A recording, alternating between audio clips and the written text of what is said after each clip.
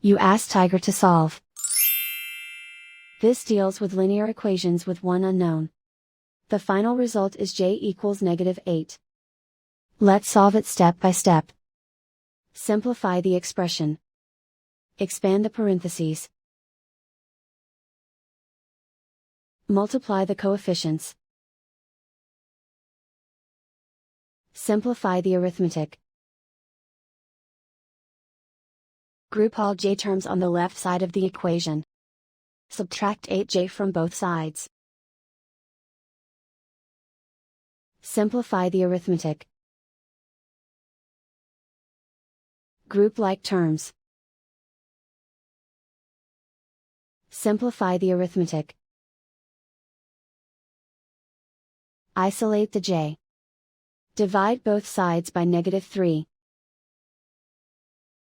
Cancel out the negatives. Simplify the fraction.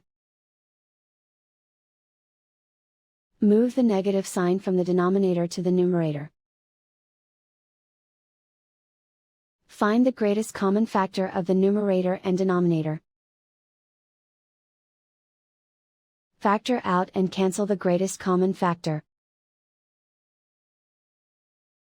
And so the final result is j equals -8.